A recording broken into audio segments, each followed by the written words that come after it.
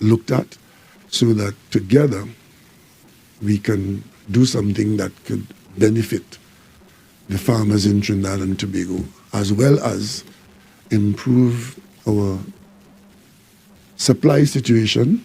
You may recall during COVID at one point in time we were afraid that we would not be able to buy food because international food purchase had become quite difficult and frighteningly so. So we will accept, Cabinet today accepted this offer, and the Ministry of Trade will take steps to ensure that we receive it in the proper way with all the documentation. When it gets to Trinidad and Tobago, the Ministry of Social Development and Family Services will come up with a program for distributing this to the needy people of Trinidad and Tobago. So you will hear more about that.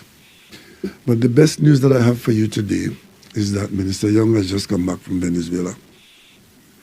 I don't know but I know his Spanish must be very good because he's made a lot of visits to Venezuela. And those visits are all in the interest of the people of Trinidad and Tobago. I want to say, I think I've said this before, but let me say it again today so that you can understand what we have been doing. Our economy now and for quite some time is heavily dependent on our natural gas business, either from Point Lisas, where we are using natural gas as a raw material to produce fertilizers and methanol and so on, or as LNG, which goes out as a liquid in tankers for energy export. Those two industrial activities are the major contributors to the revenue, the economy of Trinidad and Tobago. Point Lisas Industries and the LNG plant. Without them, we will be in real trouble. We'll survive, but the quality of life that we have become accustomed to will not be available to us. Because the quality of life, notwithstanding that we spend 3/4 of our time bar talking ourselves, but we do enjoy a significantly improved and worthy quality of life that is funded from that sector, the hydrocarbon sector. Oil, LNG, Point Lisas. That's where our revenue comes from mainly. Our reserves have been considerably reduced because it's now about 28 to 30 years that we have been extracting the gas that we had found.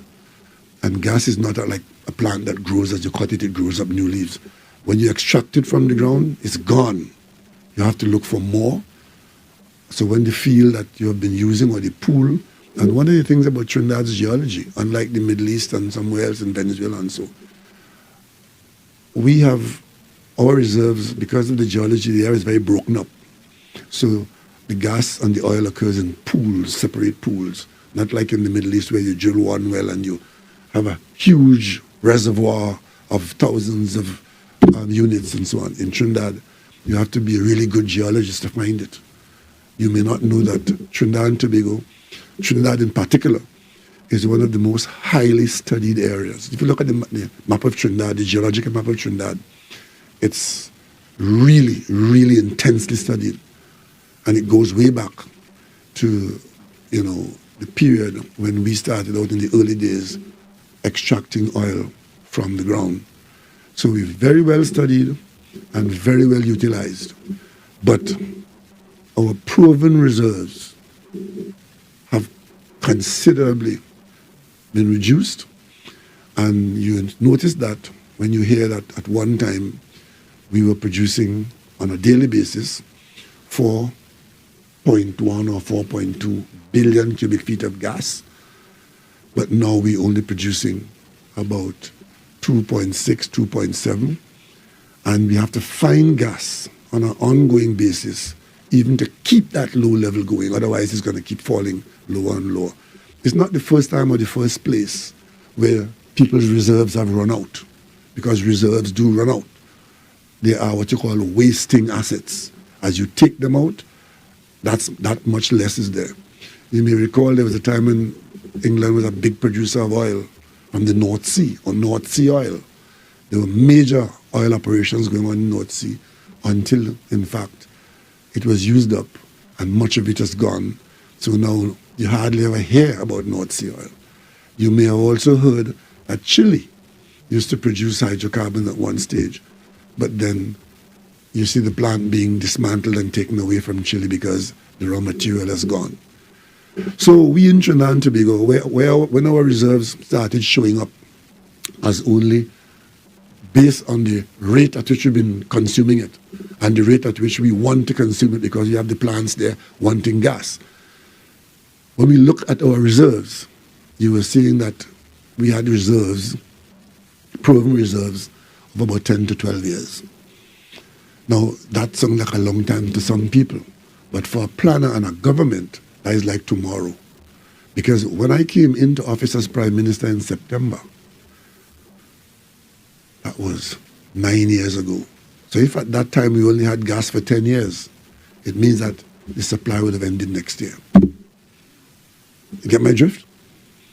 So if we want to stay in the business, as we must want to, because it is so important to us, then what the government has to do, as well as dealing with crime, as well as dealing with old talk, you have to look ahead down the road to make sure that 10 years or 15 years from today, or even less than that, 7 years from today, 5 years from today, you have a supply of gas so that you don't run out and not be able to operate the plants. We've tasted that. Train 1 is now out of operation for how many years? It must be going on to 4 years. Yeah, 4 years. Train 1, the first LNG train, is 4 years now it has not been operating because we don't have the gas. That's train 1. 2, 3, and 4 are operating on the gas that we have. The first thing we had to do as people in Trinidad and Tobago, because train 1 had to go out because we didn't have the gas, your government had to change the rules, change the game to get ourselves involved in 2 and 3 and 4. And we spent 2 or 3 years doing that. That has been done, right? We also now had to look outside of our border. Fortunately, we have neighbors who have reserves that have not been brought to market. And of course, those neighbors talking about Venezuela, Guyana, Suriname. Closest neighbor with the proven reserves is Venezuela. Unfortunately, Venezuela has been, in the geopolitical environment, has been having problems, but that doesn't change the fact that Venezuela is our closest neighbor and has gas close to us, including some gas on the border, where the borderline runs through a couple of fields, where some of it is Venezuelan, some of it is Trinidad and Tobago. We immediately embarked upon targeting those 2 sets of gas. Number 1, the actual Venezuelan field in Venezuela, the Dragon field, which is 18 kilometers from our Hibiscus platform.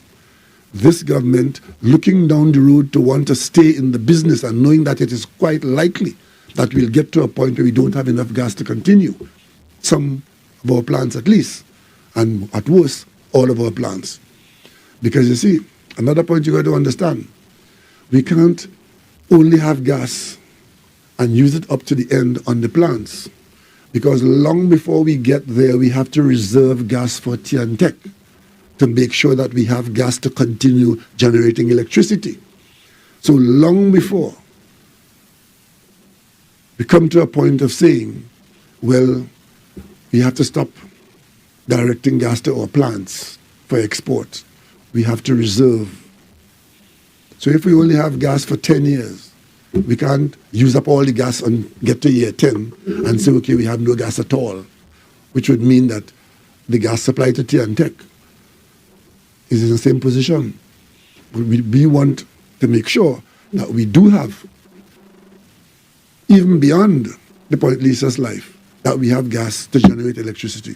Because we are one of the few countries in the world where 100% of our electricity is generated from natural gas.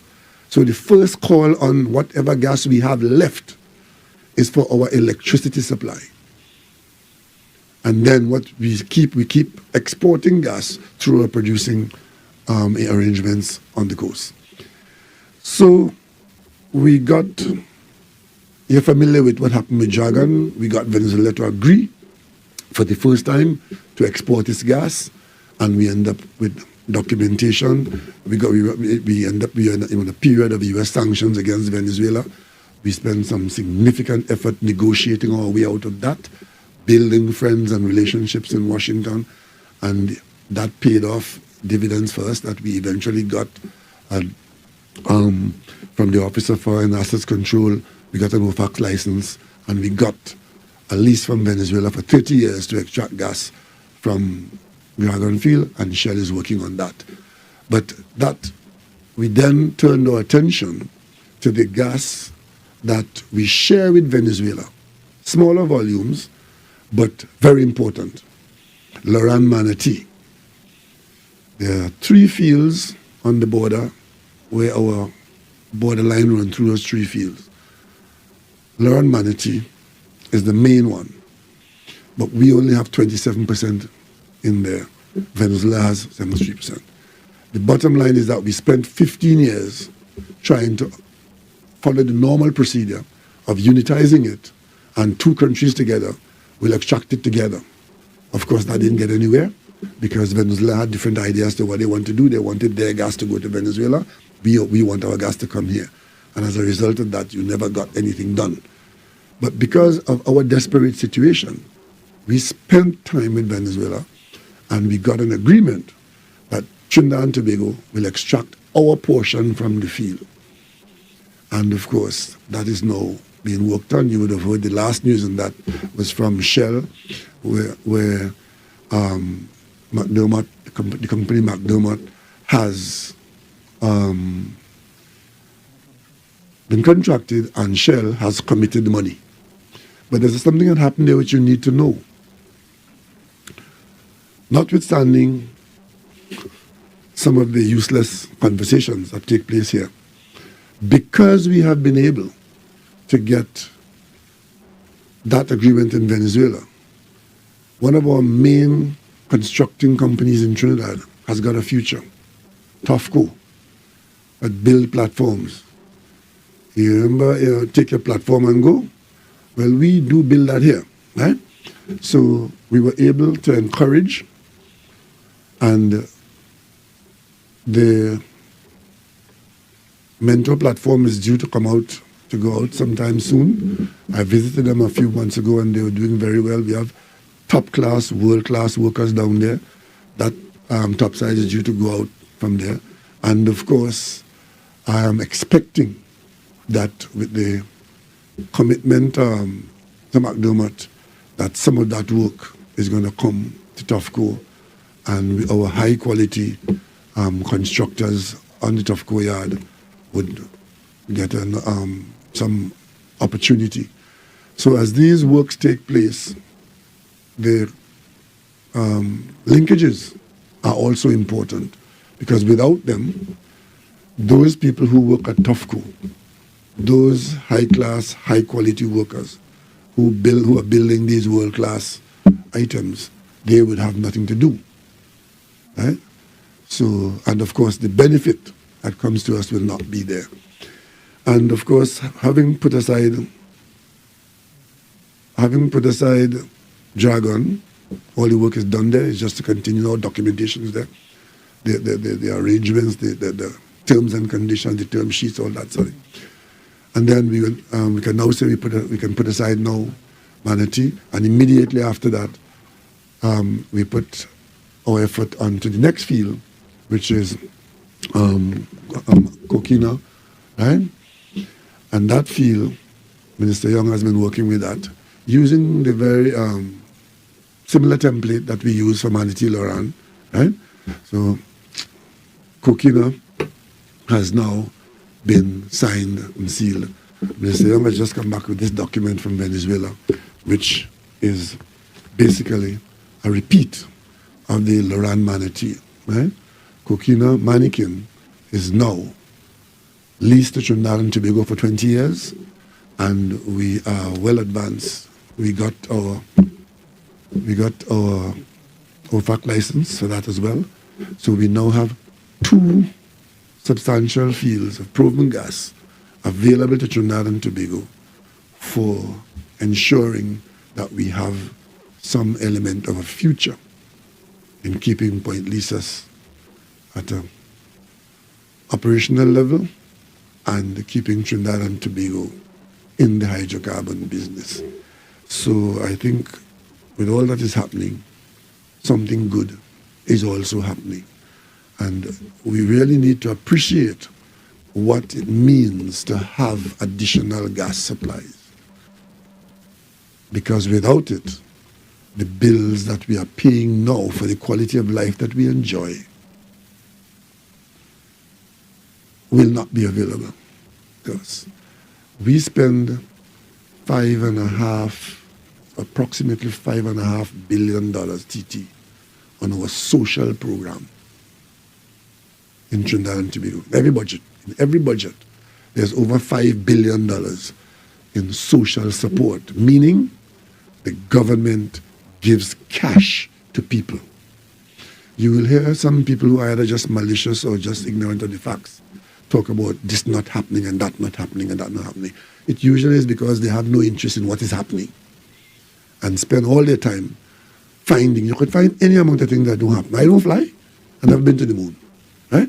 But the bottom line is there's a lot that's happening. And it is not to be taken lightly that the government, as a standard practice, allocates in a budget of approximately just over 50 or 50 odd billion dollars, that $5.5 billion of that is cash that goes out to some people every month. They receive a check. So if the revenue stream in the country begins to be significantly reduced or even say drying up, then those are the kinds of things that will disappear from the lifestyle in Trinidad and Tobago. As a matter of fact, during the very difficult period that we've gone through here recently, we've actually increased the output in that. Another thing too is that you find that in recent years, we have removed the burden of taxation on incomes for a lot of people. And the Manning government, in the first move we made on that, was to remove taxation, income tax from the people who were earning $60,000 or less per year. We moved that up consistently. It is now, where is it now, 70, 72 or 75? If you're earning $7,000, right? If you're earning $7,000 a month or less, you pay no income tax. There was a time when everybody paid income tax and had to file a tax return, and what you pay is pay as you earn. You earn a small amount to pay. But to bring relief to those at the lower earning scale, that, and again, the last shift we made on that was during this period of difficulty, where we actually allowed a little more of your we lifted it to allow more people to come to escape the tax net. So, and these are only 2 examples. There are many other examples you can look for. Just look to see where the government spends money. And that would be at risk in the event that the income is not there, the revenue is not there. So we are focused very heavily on trying to find security for our revenues. Barbados is exploring in their waters offshore. We signed a memorandum of understanding with Barbados that in the event that you find gas, we have an arrangement in place where any gas that you don't need onshore in Barbados, you have a market in Trinidad and Tobago. We've done the same thing with Grenada. We've done the same thing with Guyana and Suriname. So eventually, we may be in a position to access gas outside of Venezuela. And having set the template with Loran Manatee and now Coquina, Loran Manatee and now Coquina Mannequin, we may very well be able to access other sources in eastern Venezuela, which is still to be properly explored. So, you know, the relationship between Trinidad and Tobago and Venezuela is one that is of great value to us, and we have declared the Caribbean a zone of peace, and we trust that that would be so for time immemorial. So, ladies and gentlemen, some good things are happening and some not so good things are happening, but the job of the government is to make sure that we try to preserve for Trinidad and Tobago a quality of life that we have aspired to and in some instances have become accustomed to. If you have any questions, I'll take them now and maybe we can spend a few minutes longer. Yes, Jewel? In terms of this the new position in cabinet, the minister who will be directly dealing with issues of the police service and so on, how does that work? Because you're chairman of the National Security Council, normally your interactions are directly with the police commission and so on. So has that changed, or what exactly will happen? None of that will change. We just have an additional person in the group. And in the case of Minister Scotland, is a very experienced person. And the police do have a lot of issues surrounding law and management of law and law managing police and all of that. But it's not new. You remember Minister Hines used to be Minister in the Ministry of National Security, and he was responsible for the prison. Right now, Minister Webster Roy is in the Prime Minister's office, and she manages for the Prime Minister. I'm the Minister of Gender Affairs, in case you all didn't know. But Minister Webster Roy, in the Prime Minister's office, she manages that children and gender, and she's in the cabinet. So those issues, in fact, only today I put a subcommittee in place through that ministry to deal with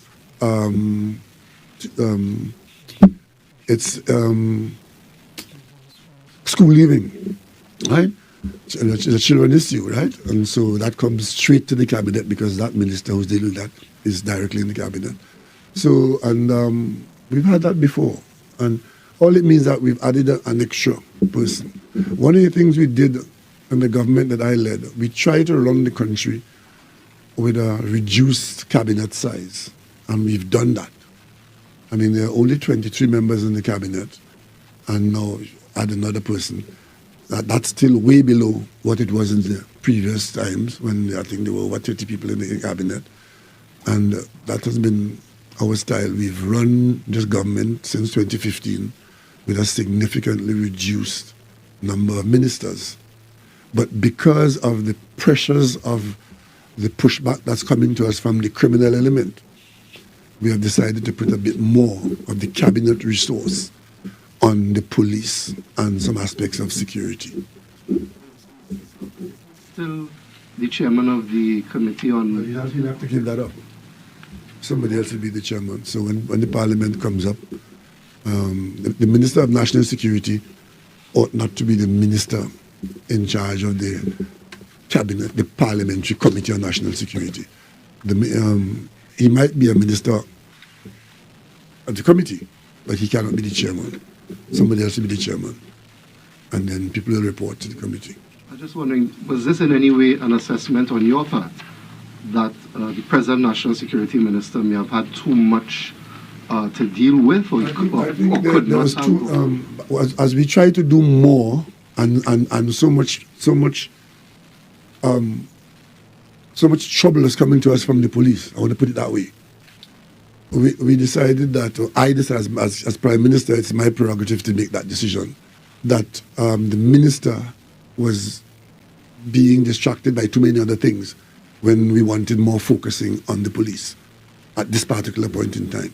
So the government has put more effort into wanting to do that, right?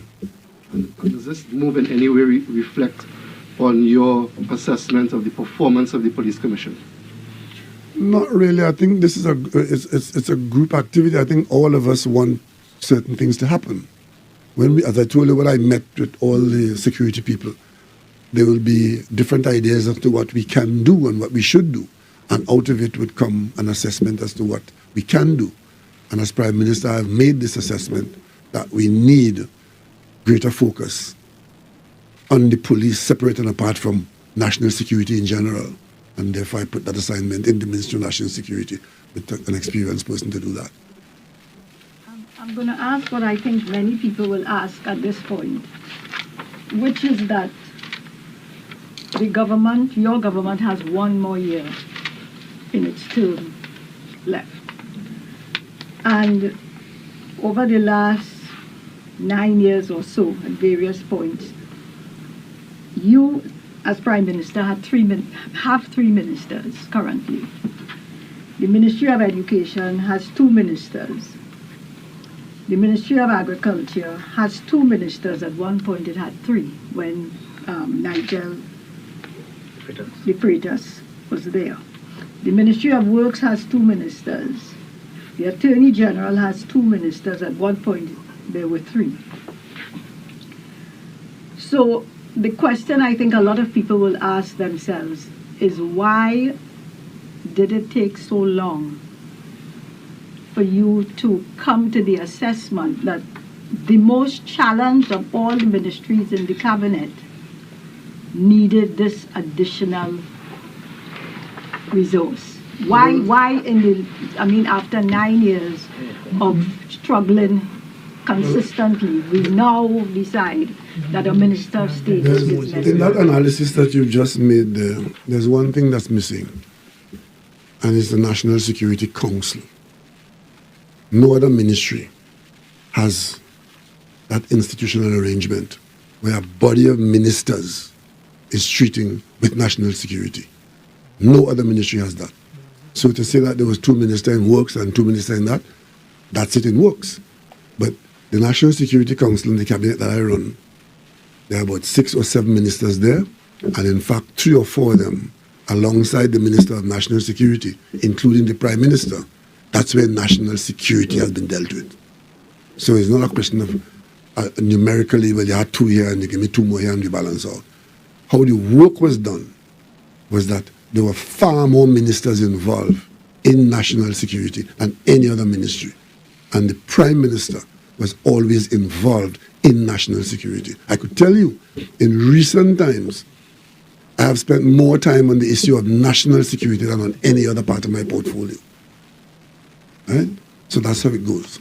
So now I have decided, given the fact that we're still having this intractable problem and new problems from the police, that we need to have a bit more focus, because we think by after we look at it and after I've assessed it, that is something that we can do at this stage. But it's not a question of, well, if we had another minister before, like works, like agriculture, something would have happened.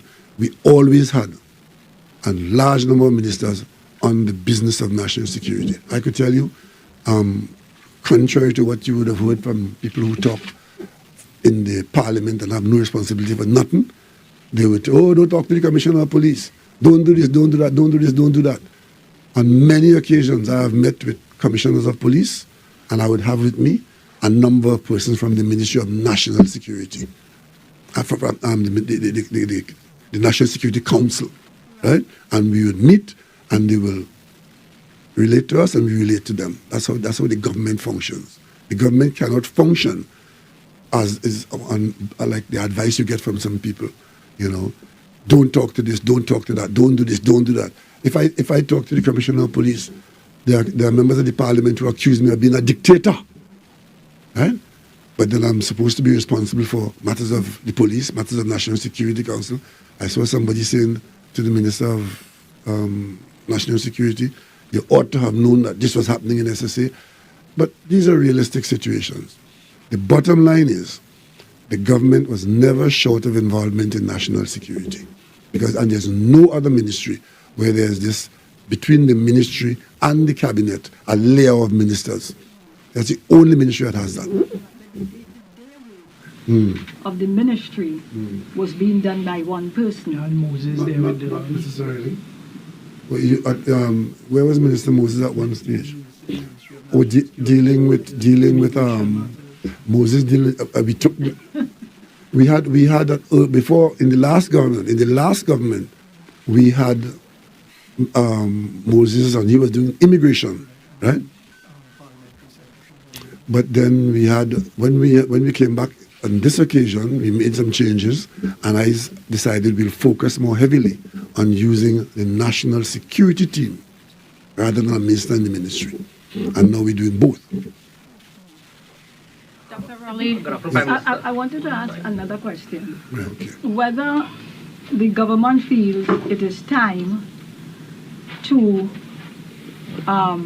review the law to allow non-nationals to be recruited in the police service, whether there is a need for new talent, fresh ideas at the upper echelons of the police service, not necessarily the deputy commissioner and the commissioner.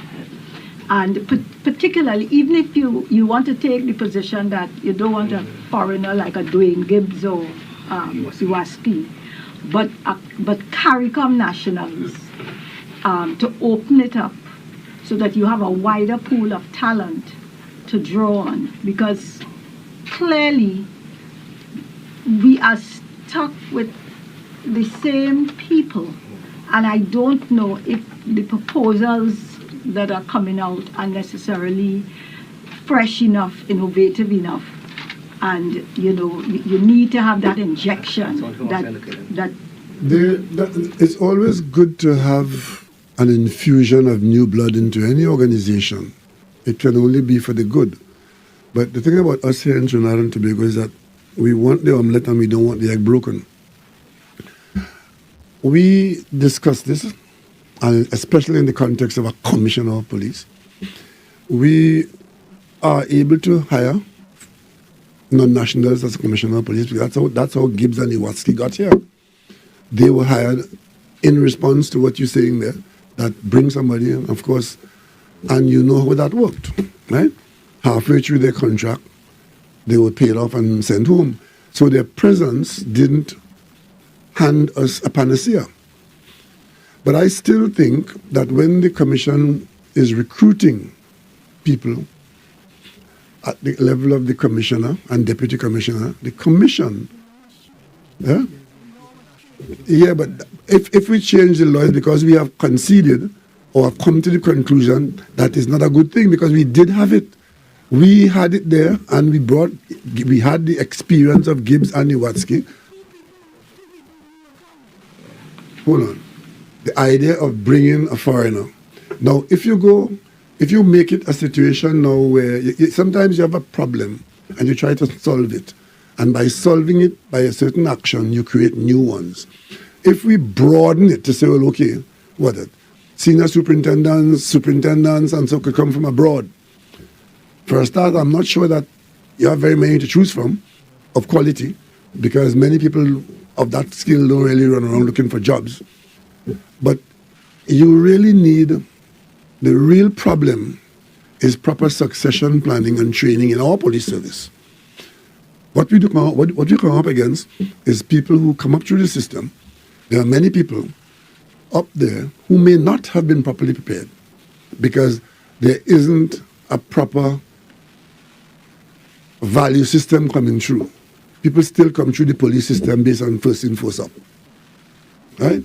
And then it's when you get to the very top now, where there's a commission now dealing with deputy commissioners and commission, that you have a choice being made for the top job. And I could tell you, I've been around this situation for quite a while, and it's not a pleasant place to be. That top of the police service, to fill those positions, it is not a very pleasant place. And for me, the long-term way of dealing with that is to have a proper succession planning system where mid-rank officers, their performance, their character, and their enthusiasm are harnessed to bring them up to the top.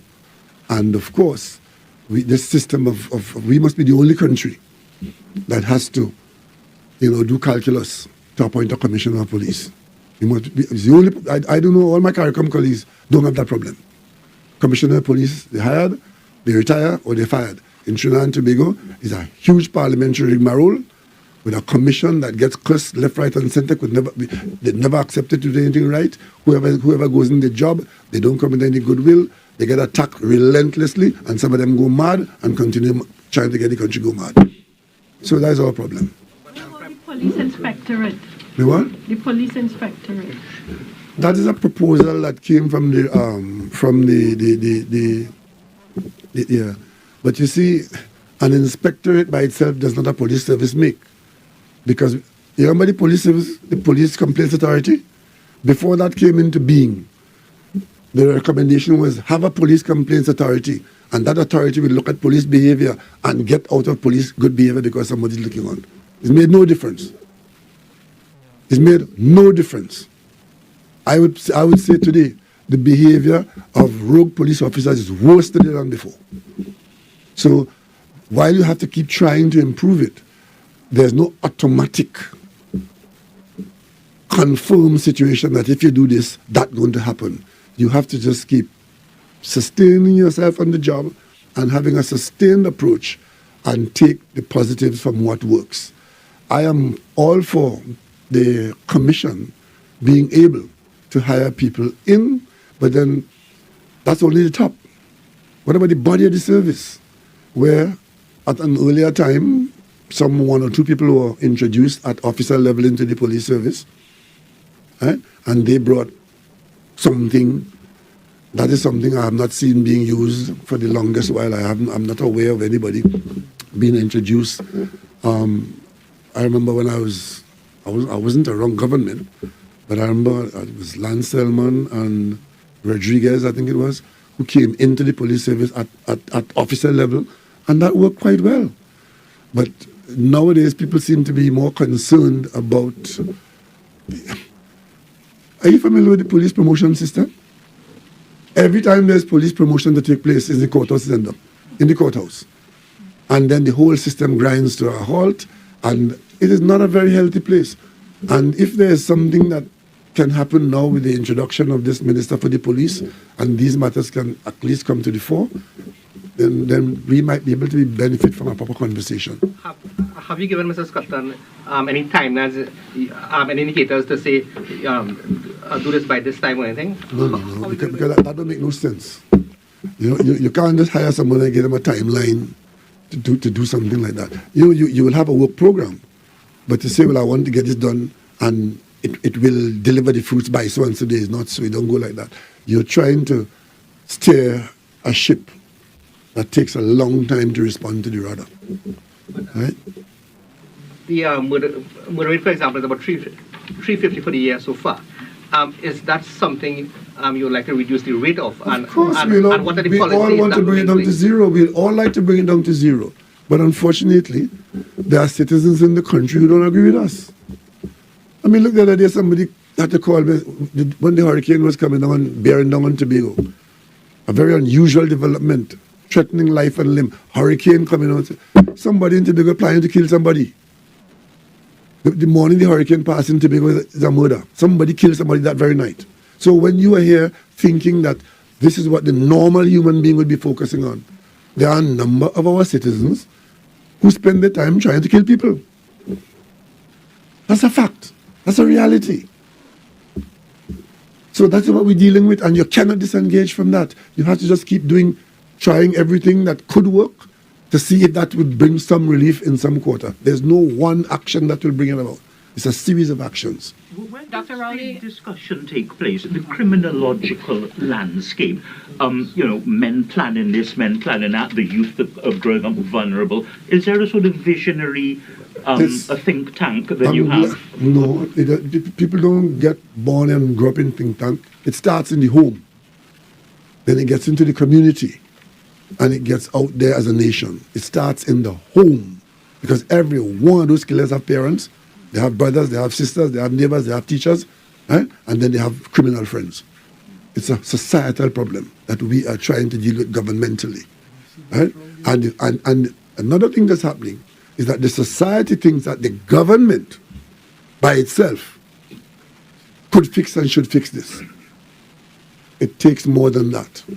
Because when you look at the amount of resources that the government has made available to this problem, and the problem is so intractable, it should let you know. I mean, I'm sure there are people who believe that if I walk off the job tomorrow and you come and become the Prime Minister, the problem will be solved. It won't go so. It don't go so.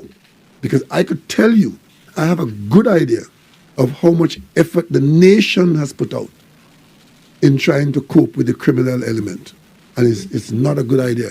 Because we have spent, a couple of years ago, national security budget crept right up to number 1 in the allocation. We're buying cars for the police. How many $1 million? I was just talking to the Commissioner of Police a few days ago, and she told me the number of police cars that are parked up in Wallafield. Like, I had to ask her, what's the number? Must be 1,000. And that is, you buy them, and you have to keep supplying them. You can't say, okay, you got 200 last year or 3 years ago, and you do with that. When I was going to school, and I break up my shoe playing football with lime, and they tell me, well, when you break up, you walk on the foot, barefoot. I mean, I ain't that. But no, you can't tell the police that. You have to give them what they need. And we have been doing that as far as the country is able to. We can't give them the whole budget. And of course, in another conversation, one of the comments to me was that we need more officers. Well, even before that recommendation came to us, we actually increased the amount of police service. We had 1,000 police officers added in the municipal department. And then we went looking at improving the output at the police barracks. But already, Trinidad and Tobago has more police per capita than the international average. So it's not just a question of throwing more officers. You've got to find out whether the ones you have are giving you value for money as well. And then when you come to the prison, it's a similar story. Right? The prison is a place where you keep people isolated from society as a penalty for what they have done. You probably are quite familiar with the stories that are going on in the prison, not only our prison, but nowadays in the prison, you have to manage prisoners maybe more than they're managing the criminals outside. Because the prisoners, using modern technology in a variety of ways, including calling in their own Air Force to drop firearms into the prison. That wasn't happening 30 years ago. There was no drone to do that. Nowadays, the prison, you have to manage inside the prison and the air above the prison. So the thing is changing all the time. And you just have to engage and engage and engage to bring about some acceptable level of public safety and security. Dr. Rowley, Doris Polo, Guardian Media. You mentioned that MP Scotland can't be the chair of the Committee on National Security as well as be the minister in the Ministry of National Security. What about his legal practice? No, to be a minister, he has to give up his practice. A minister's job is a full-time job for anybody. Minister Young has given up his lucrative practice a long time ago. But in the Parliament, to answer your question more specifically, committees in the Parliament that are examining particular portfolios, the minister of that portfolio doesn't share it. Right? You also noted that the National Security Minister was distracted by too many other things, and you went through a very long list of his purview, what he's responsible for, among other things, the ODPM. Is it time to revisit that and see whether things should shift from the National Security Ministry going forward? Well, when a government is appointed and a cabinet is appointed, the schedule is established by the Prime Minister. So most of these things are the sort of things that would be, but there's nothing to prevent the Prime Minister from taking something out from this schedule and put it in another minister's schedule. But these are the items that are deemed to be related and fall under the minister's schedule. Are you preparing to look at it and review it? Well, I think I just did that by putting somebody else there to make sure that each component here is looked at in a particular way. But that was driven largely by the issues that we need to ensure that the police is functioning on all cylinders, because we have been having issues that would cause us to think that we can do better in the policing. Prime Minister, good afternoon. Marie Fletcher, CNC3. You mentioned that there is a high number of rogue officers. You mentioned in the past that the previous ministers of national security had a hard time, right? I don't believe that you wanted to seem as though it's a trial and error of us trying to control this crime situation where we pick and we pick and we pick. But now you're including another minister, not replacing, but giving an additional resource. What different element do you think MP Scotland, now Minister Scotland, is going to bring about a change where crime is concerned? Focus on a particular area. You know, special problems need special attention, and it's just a bit more focus. It's not magic. It's just that you spend more time on this issue.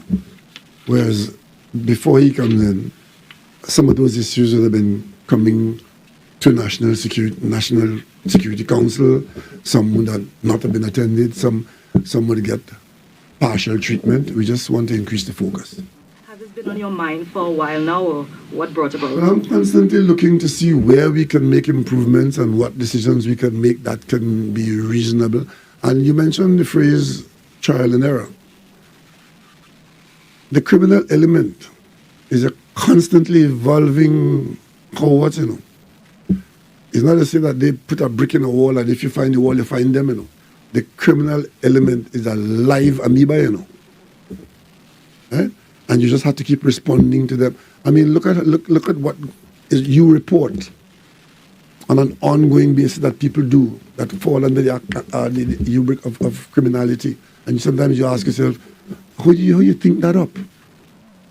And where is your humanity when you do that? A couple of days ago, some old man, you know, I think the postmortem is still going on. We haven't heard.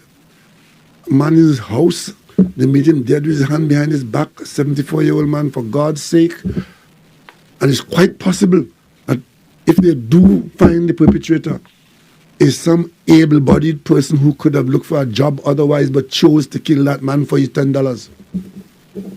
That's where we are. And you see, talking policing as though policing is the be-all and end-all of this goes beyond policing, you know. What kind of person is reared by the community for whom the killing of a senior citizen is a normal thing to get $1? What is that? Does the community need some kind of engineering to make people better and stop making such terrible decisions every week we see people making? I mean, where did we go wrong? What can we do right? Something is going wrong. And not today, not since I've been prime minister. Something has been going on for quite some time. And I represent people, and I go to my constituency from time to time. And I could tell you, the best days out in my constituency when I go out there is when I go and visit a primary school. And you go into this primary school, and the children are so innocent and so excited and excitable, and you see such great promise in them. And I walk away from there sometimes thinking, what happens when they get to age 17 or 18, 19, 20? That batch, some of them end up doing some terrible things. And I had reason at one time to be looking at the work of the social worker who works in the primary school. And all that glitters is not gold. Some of those primary school children live in conditions that are absolutely horrendous. And you only know that because when they talk to the social worker or the social worker examines their circumstance, you see what's happening to them. And you're saying, I mean, what is this? So we can't pretend that we know everything, and we mustn't pretend that we know everything or we have all the solution. There are difficult situations there, and sometimes the difficulty, if you're not careful, can overwhelm you.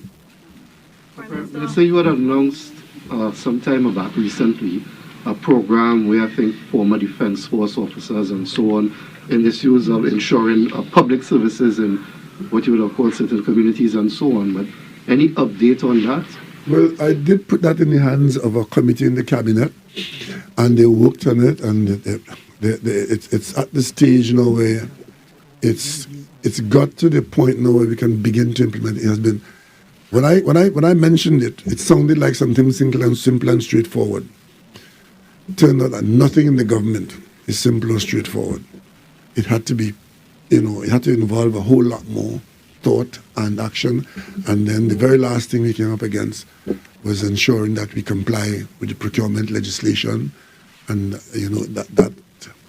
So we now got past that, and we are now in a position to begin to, by which time we are now close to the end of the fiscal year. We only got another 8 weeks or thereabouts. So hopefully it will be ready, and of course it will be pilloried as something for election, for those who know when the election is, it will be said that it was that. But not at all. It was just that it took that long to perfect it, to be able to use it. Just to clarify, this is not a social intervention program. This is about security. It's all encompassing in terms of activities. It's activity oriented and problem solving. Where the community has an irritant problem that might be physical, you could try and get it done, get it out of the way. And where young people in particular, not so young people, create activities that would guide them towards spending their time in positive activities. Right? So that's what's going on. That was the outcome of the whole thing. Right? Dr. Rowley? That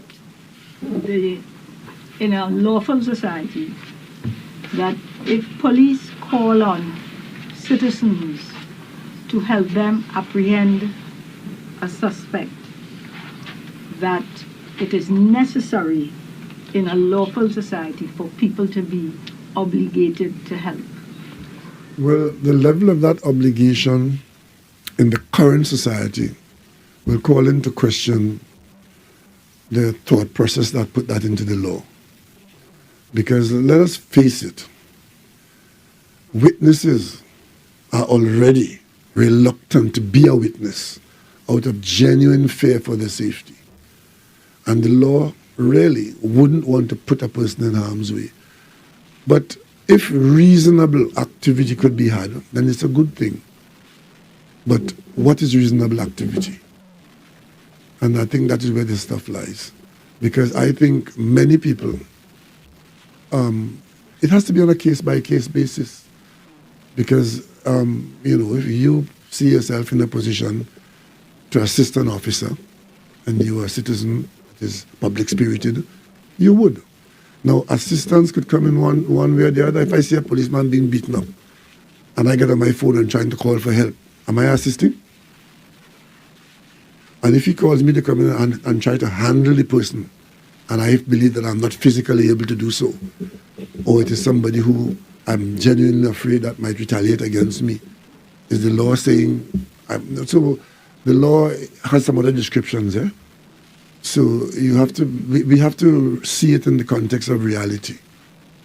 And so you can't say that there's no role for the citizen in assisting the police. By the same token, you can't say that a person should genuinely put his or herself in harm's way if you believe that in a certain kind of assistance, right, you would in fact be putting yourself in trouble. And assistance under the law is, as far as I'm aware, I'm not a lawyer, I don't want to take it on like that, but as far as I'm aware, assisting the police has not been defined, right?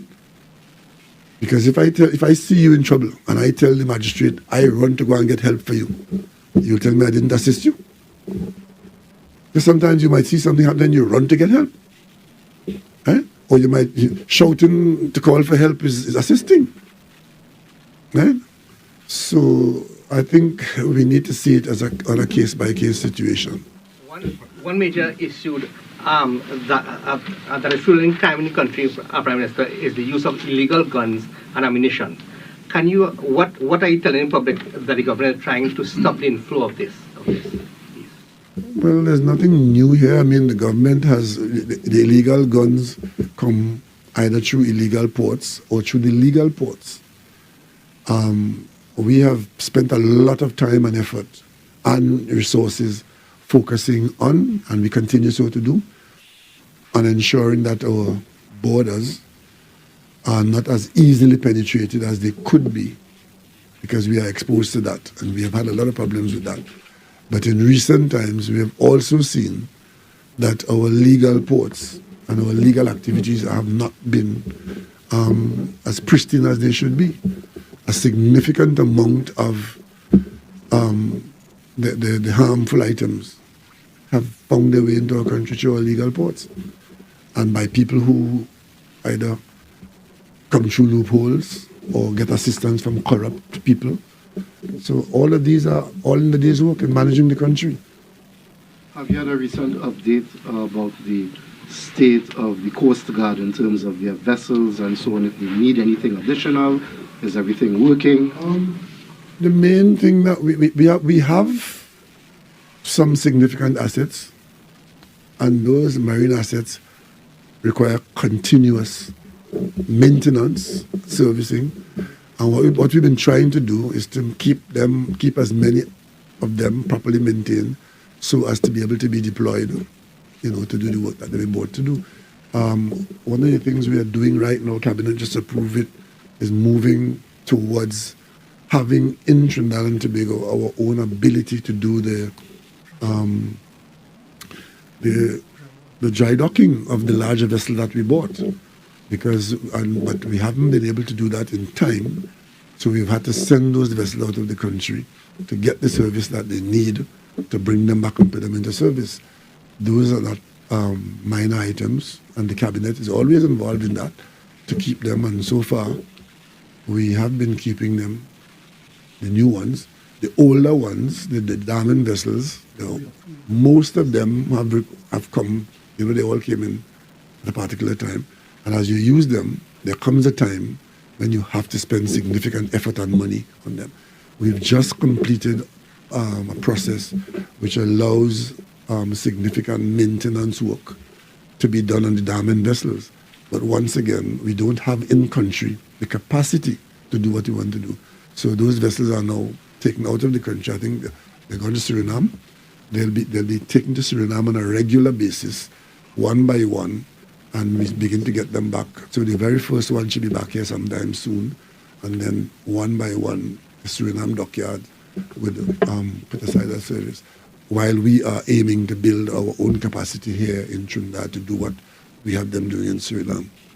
You may remember when we had the Panorama here as a coastal vessel, every year it had to go to Curacao to spend a month or two to be completely overhauled and so we've built up a significant capacity in marine assets. Some of them they work to destruction, others are maintained and overhauled and come back in again, and others are brand new that we try to keep. The two vessels from Australia, those are our main vessels now. Some from the diamond fleet, when they get repaired, the bigger ones, they come back in. Some of the smaller ones are beyond recall because they have been, the transoms have gone, they can't hold engines on them and so on. So it's a constant program of activity in the Coast Guard to keep those assets, or as much of them as possible, available. And of course, to have personnel who will respect them and make the best use of them. Because at the same time, you have people. I did a patrol one night from Stobels to Scarborough, an all-night patrol, and I was able to see firsthand that there are people out there literally looking at you to see when you're not there to come into the country, because they make that effort to come in here, and it's not feasible to have a line of vessels like a wall around our border. Plus, they get considerable help from nationals in Trinidad and Tobago who assist them with information and other things to allow them to penetrate, even when they come here. I mean, I saw today in today's papers where a farmer went to an opposition meeting somewhere that the parliamentarians had a meeting, and a farmer was pointing out that live animals coming in on the south coast may be bringing disease into the country, because he had seen some animals that were in fact appearing to be infected. Right? Now that is a serious problem, because what we do have here is a pretty much, in terms of animal health, a fairly clean island nation, because we have kept out certain animals from coming in here from certain places. And if in contraband you're bringing in animals from South America where they have foot and mouth disease and other diseases, recently there was an outbreak on a pig farm in South Trinidad in I.A.N, which we had to, quarantine the farm. But these are everyday things that we have to do to ensure that we preserve what we have. Right? And the law in the book is one thing, law enforcement is another thing, and just remember, the same amount of effort you're making to enforce the law, there are people making efforts to break the law. Right? So you just have to keep doing the best and continue, and be as aware and alert, and try to protect what we have by doing the best we can with what's available to us. The National Security Minister would have refuted reports that anybody from the SSA, any of the 28 employees, would have been rehired. We have a recording that would have suggested that conversations were taking place along that line. How would you respond to that? Well, I think the minister did what had to be done. If you were going to report that people have been rehired when they have not been, it falls to the government, the relevant officer, to correct the record. To the best of my knowledge, the minister was correct that there's nobody being rehired there. And of course, when the media is available to be an echo chamber for people who want to spread misinformation, that is something that is irritating. Because you have somebody who is not a part of the agency, running a political party with himself and two other friends, telling you what's happening in the SSA, and you just run and publish that just so as a fact. I didn't see anybody from the SSA confirming that that is so. And because I don't know anybody from the SSA who could tell you that anybody who was fired from there was hired. And of course, having put that there, then you make an analysis that the government didn't know what he was doing. The government doesn't know what it's doing. And the government is afraid of lawsuit. So the government had to hire them back. All because you want to make the government look bad. I could tell you here no. Right? I could tell you here no, in no country, none, not the English country, the Russian country, the American country, the Venezuelan country, the Trinidad and Tobago country, in no country, once you lost confidence in people in national security positions, that you put them there knowingly to run national security. That is one area where you're required to have confidence in the people that you put there. So for somebody to be telling you fired them last week and you're hiring them back this week, that is their story. That's not the government story. And in terms of talking about government afraid of somebody going to court, that's what the court is there for. If you feel that you have been wronged, then in our civil society, you go to the court and you tell the court what has happened to you, and then the evidence is presented in the court, and the court makes a judgment. That's it. So we don't have to get upset about that. And the government doesn't have to be afraid about that. As a matter of fact, I go further. If you were listening to me for the last 9 years, you would have heard me telling the Defense Force, the Coast Guard, the police, and the prison, if you find people in these entities who are less than fit for purpose, get rid of them. And when you get rid of them in the proper way, if they are aggrieved, they will go to the court, and if they are to be compensated, they'll be compensated. But the one thing that you can't have is agencies populated by people who are in fact operating inimical to the public interest. You would have heard me saying that. The last time I remember saying that when we commissioned CG 41 and CG 42, I said that to the Coast Guard, and I say it to the police, and I say it there now, right? There are some people in our security agencies who have no business being there. So the government will protect the public interest by doing what has to be done.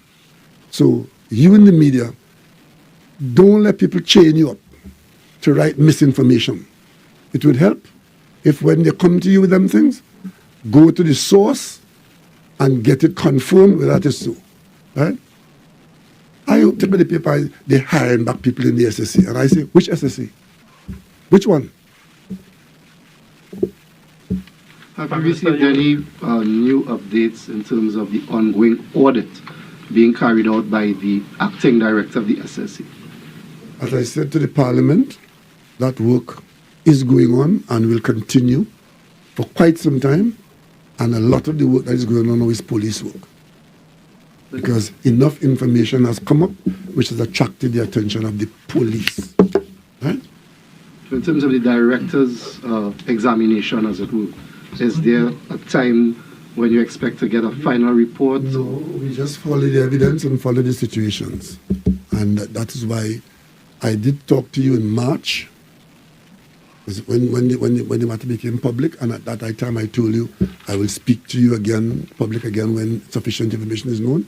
I came back on the 1st of July, and I told the nation enough to indicate that we have some problems that we're dealing with and how some of it was dealt with. But most importantly, I told the nation that we are aware of it and criminal investigations are taking place. Investigations. And I am not an investigator, and it is not for me to determine when the investigation is concluded or who is affected by it. But what I do know is that the information coming to the government has resulted in significant police investigations which are ongoing. Interestingly enough, there are some people, right, with cocoa in the sun who are trying to tailor the national narrative to give you the impression that what the government is saying or doing is either capricious or just plain stupid. Let me tell all of you this. That is for their benefit. But that would not lead the government astray. The police will do their investigations and their findings will determine what happens. I hear people saying, oh, nobody ain't get locked up, nobody ain't get locked up.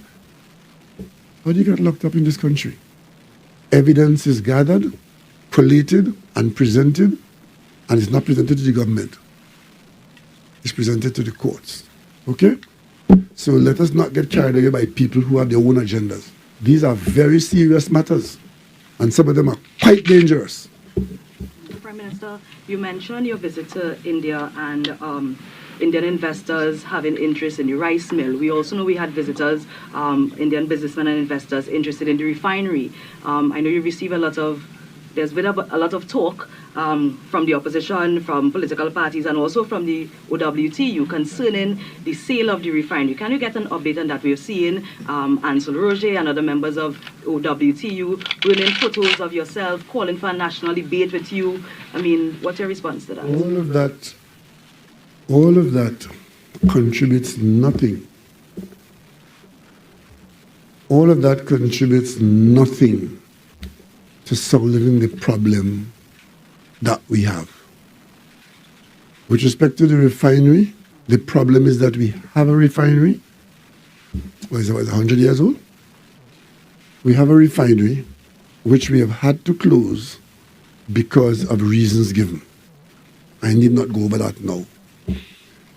The people who are talking, especially in the political arena, about this refinery, many of them know that what they're talking about don't make no sense. But it's either that's how they spend their day, or they believe that by extracting sentiments and emotions out of it, it will benefit them. The government can't spend its time and effort engaging that. Somebody has to run the country. Somebody has to see if anything better can be done with the refinery. I must say, though, that news of someone interested in the refinery or some entity or a company or what, 4 years or 5 years after the refinery has been shut down, that refinery has been there, is coming up on 6 years. There are many refineries around the world that have been shut down and remain shut down for a long time, you know.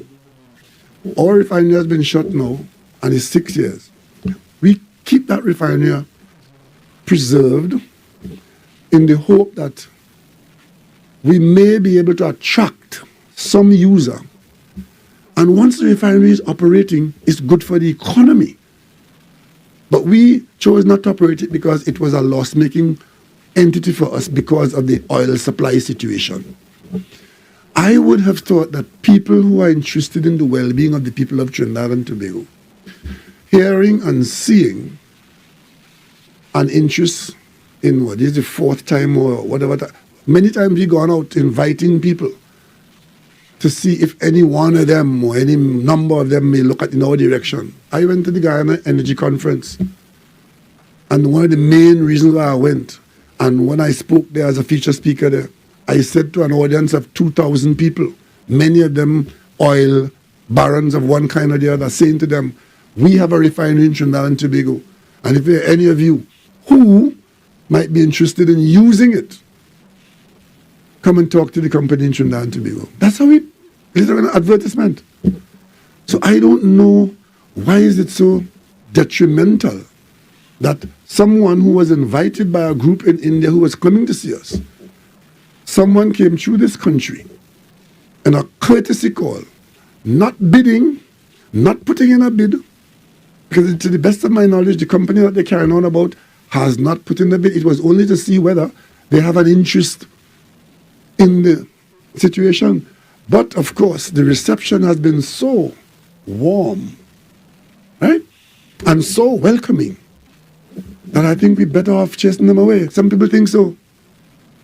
I would have thought that people would have been happy to know that there are people who at least looking to see if they have an interest in it. But I'll tell you all something though. You may not believe it. There are some people in this country who believe that the country must fail for them to succeed. Let me repeat that, in case you don't understand it. There are some people in this country, as they go about their business and their agenda, it is all about the country must fail so that they will succeed. Because they can only succeed because their conversation is always about negative and about failure.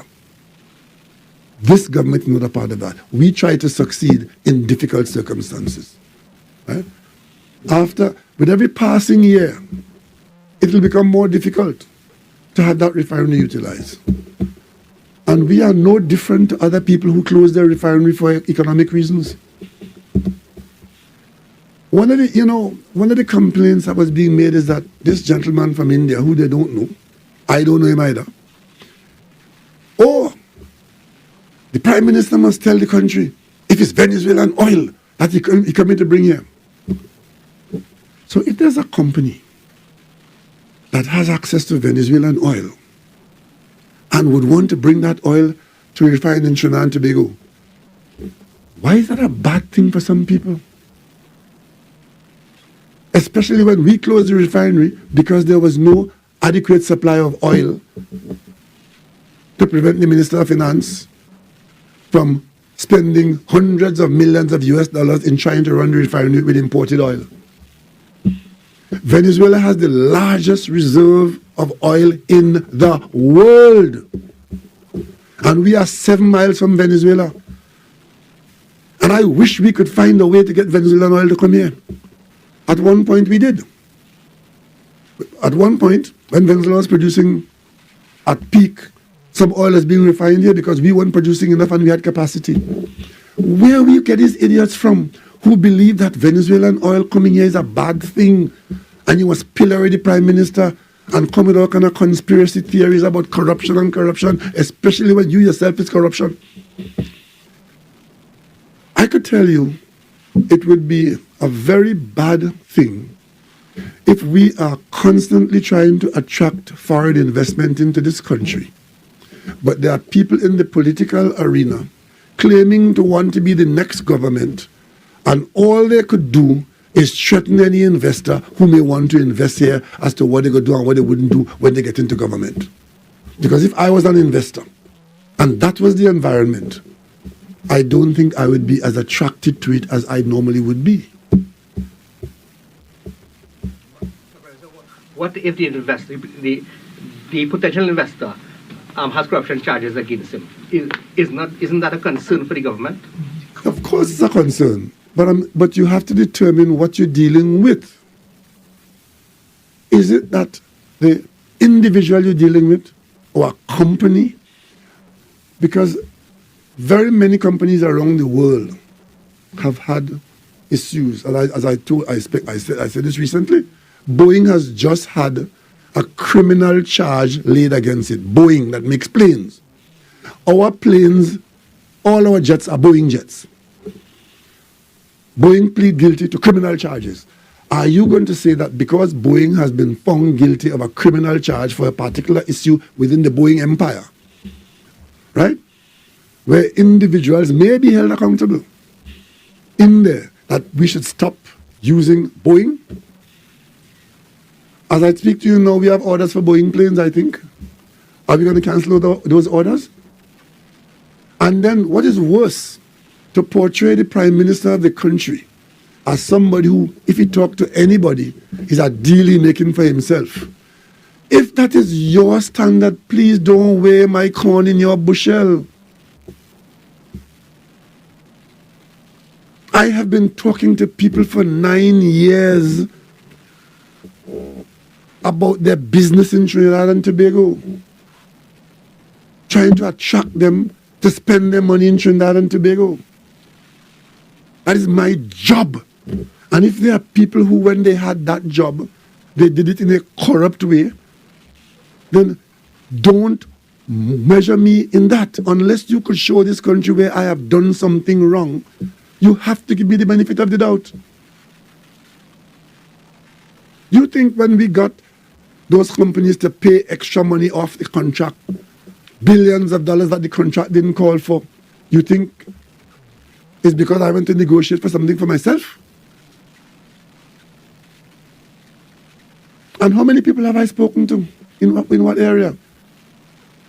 I am the office in this country, the face of that office, the voice of that office, that represent the people of Trinidad and Tobago and their interests. But those jokers on the other side, I go to Australia, where money hard to get in Trinidad and Tobago, got Australian money to buy vessels for the Coast Guard and ferries for the Inter-Island Service. These idiots wrote the Australian opposition without a shred of evidence, seeking to incite the Australian opposition against me and Prime Minister Malcolm Turnbull.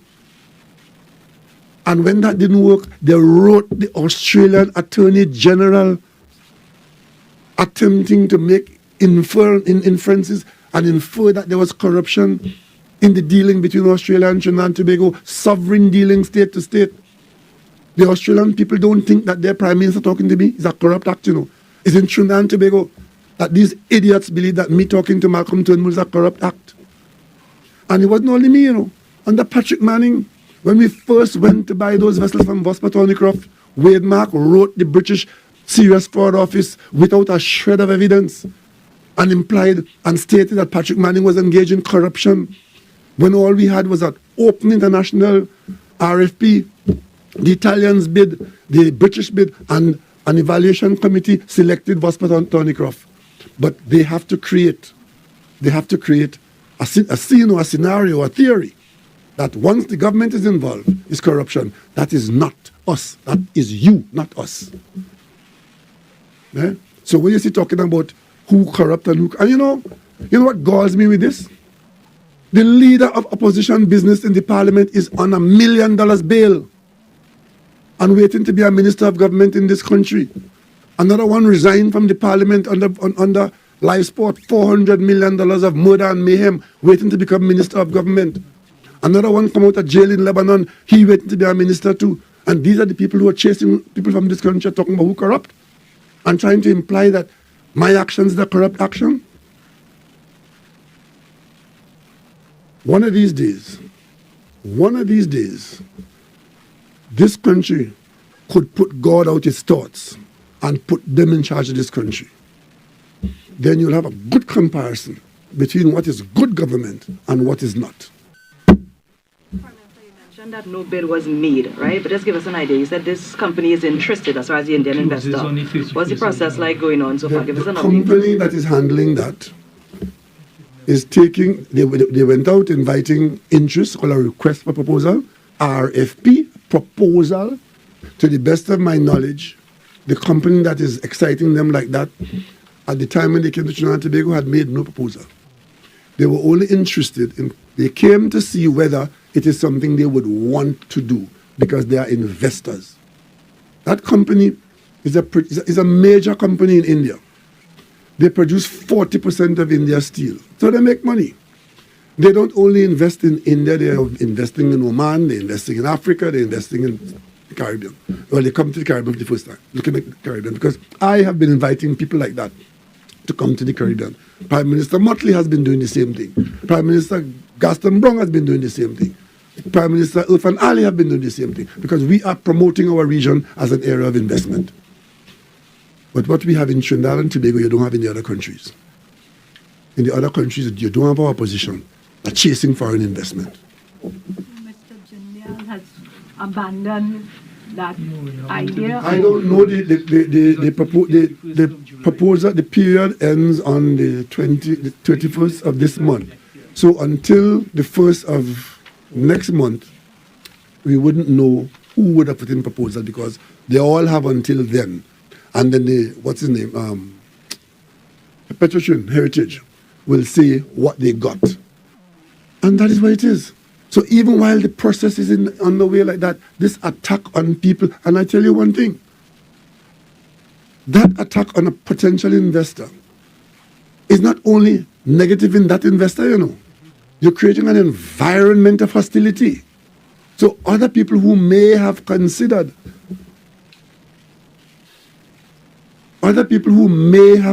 because it has come to my attention that another potential interested party has been inquiring as to whether or not this political attack on Jindal is what Trinidad and Tobago is.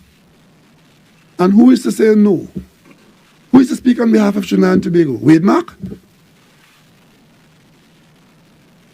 So I started off today by telling you all about the need for revenues, the need to preserve our standard of living by finding the revenues to support it.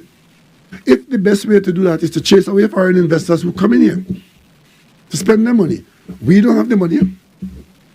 There was a time when we had some money and we spent and did some things. We have to keep attracting investors into Trinidad and Tobago. How often you hear people talking about no forex, no forex, no forex? We don't print that here. We have to earn it. Every US dollar we spend, we have to earn it first before we spend it. And if we are going to earn it, we need the assistance of the international community to invest in our country. Even the richest country in the world, the biggest, richest country in the world, goes out and looks for investment. When the American president travels abroad and he meets people in Saudi Arabia or in Korea or in Taiwan or wherever and attract them to come and buy American goods, that's what the leader of a country does. And foreign investment is the way in which you use your own resources and the resources of other people to improve your own circumstances. That's what it is. And if you have people in your country whose job it is to chase away people who come to invest in this country, you have to ask yourself, in whose interest are they acting? In whose interest? Their own interest. Because they believe that by doing that, they will win an election. Because they're all about election. One in Tobago, tell an investor, we know it's a good project, but don't come until I'm in office. Chase away the investor. And as fate would have it, he was in office. Didn't last as long as Miss Janie Fire, but we lost the investment already. So I can only say so much and do so much. I'll tell you one thing. Let it not be said that when this government was in office, for as long as it was in office, with every day, we attempt to make it better for the people of Trinidad and Tobago. Thank you all very much and have a good day and see you soon.